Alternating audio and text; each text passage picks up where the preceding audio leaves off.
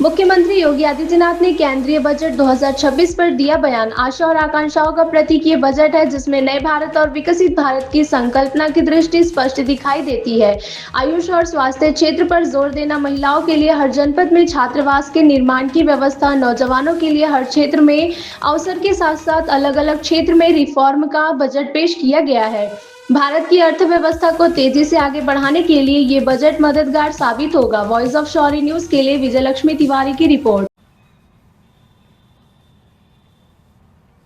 मित्रों,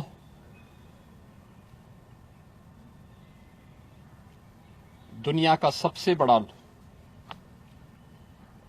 लोकतंत्र भारत ने आज नए भारत का, विकसित भारत की संकल्पना के रोड मैप को लेकर के अपना नया बजट देशवासियों के सामने प्रस्तुत किया है। मैं सबसे पहले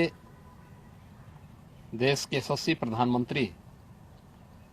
आदरणीय श्री नरेंद्र मोदी जी के प्रति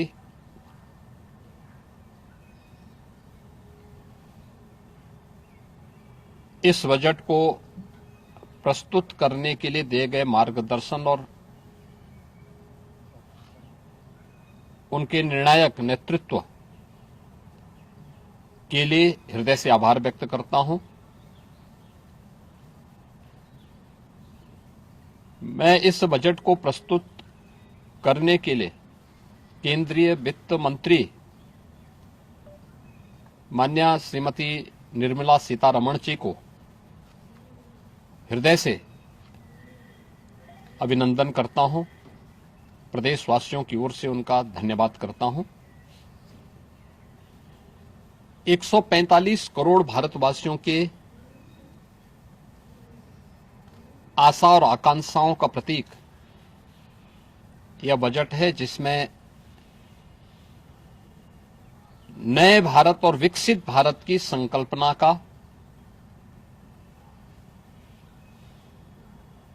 दृष्टि स्पष्ट दिखाई देती है। 12 लाख करोड़ रुपए से अधिक की पूंजी कैपिटल एक्सपेंडिचर के लिए, एक सुदृढ़ इंफ्रास्ट्रक्चर के लिए बजट में प्रावधान करना,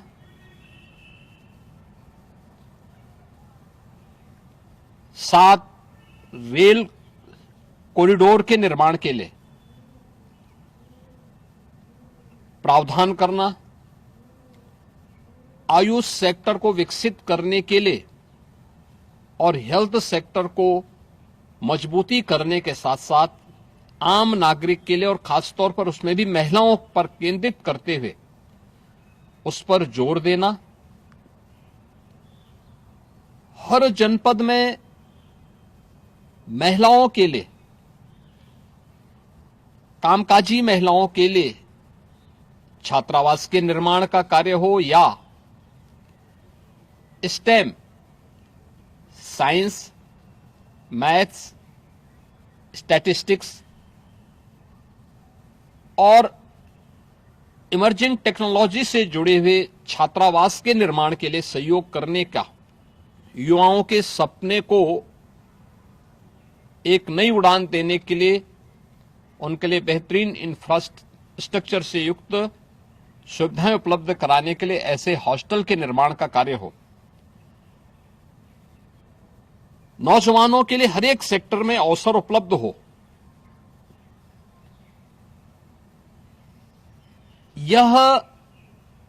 सबके साथ साथ जो व्यापक रिफॉर्म के साथ अलग अलग सेक्टर में रिफॉर्म को लेकर के जो बजट प्रस्तुत किया गया है, यह आम नागरिकों के जीवन को सहज और सरल बनाने में मदद करेगा। भारत की अर्थव्यवस्था को तेजी के साथ आगे बढ़ाने में यह बजट मददगार साबित होगा। युवाओं के लिए, महिलाओं के लिए, अन्नदाता किसानों के लिए, उद्यमियों के लिए, आम नागरिक के लिए भी ये नए अवसर को प्रदान करने वाला बजट है। मैं बजट के प्रावधानों का स्वागत करता हूं। आम नागरिक के लिए, जिसने बजट के लिए जो बड़ी आशा भरी निगाहों से जो व्यक्ति देख रहा था,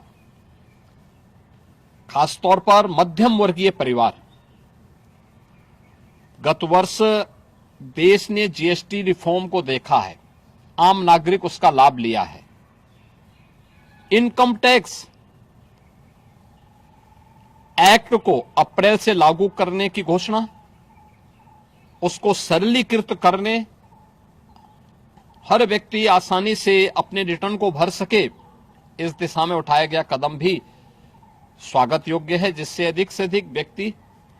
इनकम टैक्स की तरफ आकर्षित होगा और इनकम टैक्स का अपना रिटर्न भरने के लिए आकर्षित होकर के प्रवर्तमान नेशनल बिल्डिंग के कार्यक्रम में वह भी अपना योगदान दे सके। इस दृष्टि से यह अत्यंत महत्वपूर्ण कदम है। मैं कह सकता हूं कि यह बजट समाज के प्रत्येक तबके को, युवा हो, महिलाएं हो, अन्नदाता किसान हो, उद्यमी हो,